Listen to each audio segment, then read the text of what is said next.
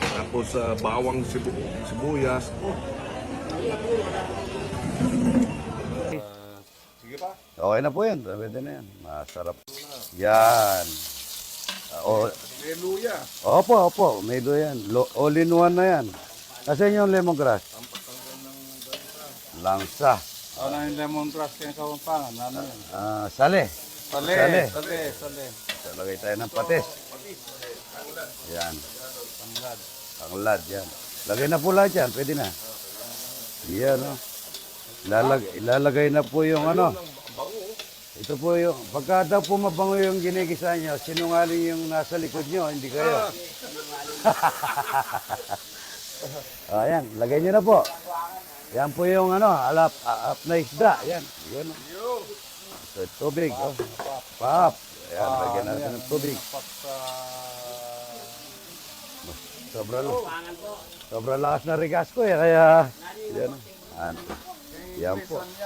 Sibas. Sige, lagay nyo na po lahat. Ay, kunin mo to. Idol, kunin mo to. Yung, dito. Yan o. Lagay nyo na po yung ano. Yung... Buo. Buo. Anong pa? Lemongrass. Lemongrass. Sale, yan. Tanglad. Opo, diretso. Yan. Ibaw nyo lang. Pagka nakulo na yan, napakasarap na yan. Yan. So ano siya, sabaw? Opo, sabaw yan. May luya, walang ano. Masustansya po yan. Ay. Kukuha na lang.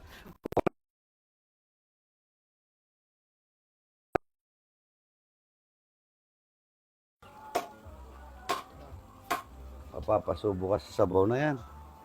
Sabaw pa mo, ulam lang.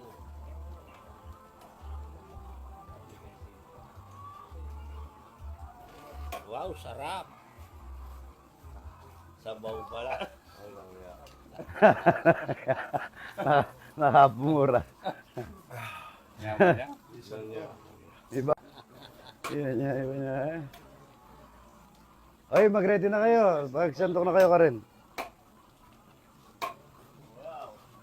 Kaya yung tatang ko, yung buhay pa siya, kami we were growing up, lagi niya sinasabi, pag oras ng kainan ba, habang mainit. Habang mainit. Mainit. Hindi dapat pinahihintay yung pagkain. Patikim natin kay Kuya Abel, akala niya. Yan.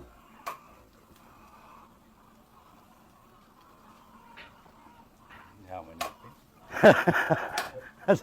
Ako mo, yung manok mo yan sa salera. Tapos bawang sibuyas.